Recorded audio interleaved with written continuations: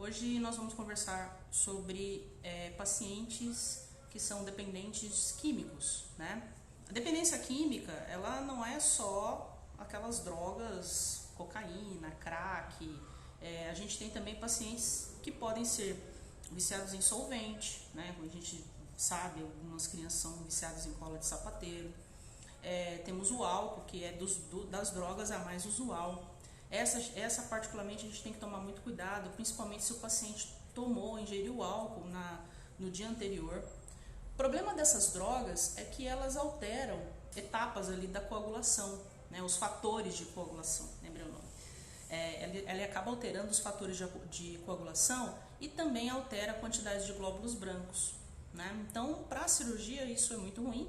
Primeiro, porque você vai ter dificuldade para poder estancar o sangramento. Normalmente a coagulação desse paciente demora mais a acontecer, vai dificultar o processo da cirurgia, uma vez que você não enxerga o que você está fazendo, dificulta mais, né? E depois, no pós-operatório, esse paciente tem mais chance de ter uma infecção, né? Infecções no pós-operatório.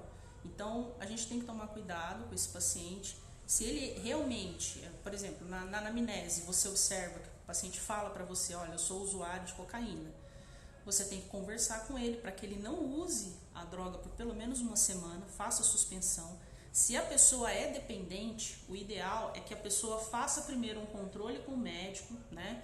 Ou esteja em controle. Normalmente eles usam medicações para poder diminuir a vontade da droga, enfim, para que você consiga fazer o procedimento com tranquilidade. Todos nós sabemos que a cocaína foi um dos primeiros anestésicos, né, a aparecer aí. E por ser um anestésico, ela é um dos que são assim mais vasodilatadores, então também tem esse problema.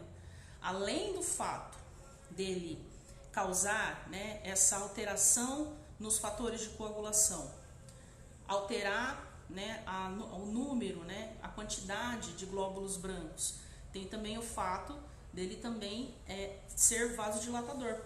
Algumas drogas são vasodilatadoras, né? A cocaína, se eu não me engano, a maconha também algumas drogas, assim, o crack é terrível, também né? Então, a gente tem que tomar cuidado para fazer os procedimentos nesses pacientes. O usuário de crack, normalmente, quando chega pra gente, né, os pais trazem, né, através da reabilitação, estão com os dentes em forma lastimável, uma vez que a droga faz com que a pessoa não tenha outra vontade a não ser a droga, né? Principalmente se ela está no vício, se a pessoa já vive assim para o vício, né? E a gente pega muita destruição dentária, né? Os dentes realmente, a pessoa fica meses sem escovar o dente, né? Tem uma dieta muito irregular, então a imunidade normalmente está mais baixa, então é importante você pedir. Quais exames pedir para esses pacientes, né, que fazem uso de droga? Porque existem existem pessoas que fazem uso normal de maconha, de cocaína, tá? Ele faz uso normal e não está no vício.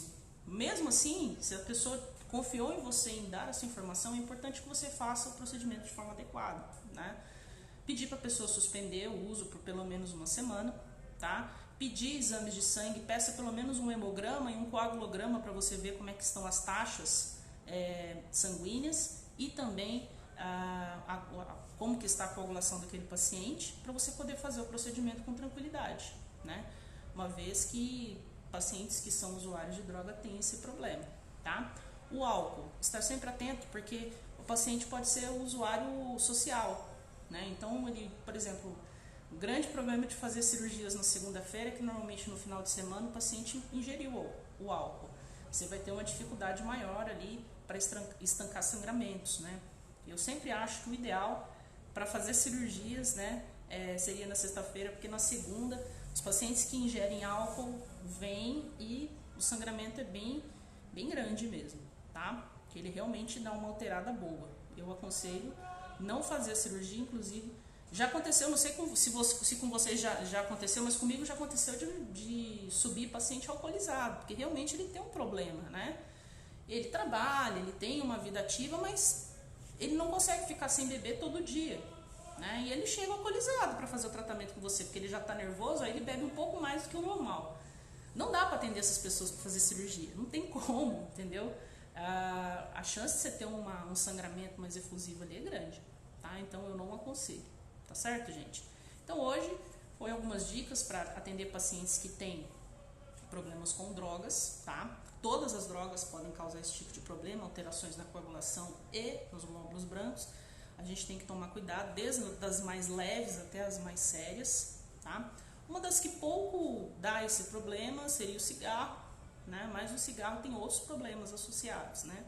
A nicotina não é tanto problema, mas sim as 7.500 substâncias tóxicas que vêm junto, né? Com a fumaça, que são inerentes do alcatrão. Então, esse é o grande problema do cigarro. Vai causar mais debilidade da gengiva, mais problemas periodontais, né? Mas não, na cirurgia em si ele não causa tantos problemas. Tá joia, pessoal?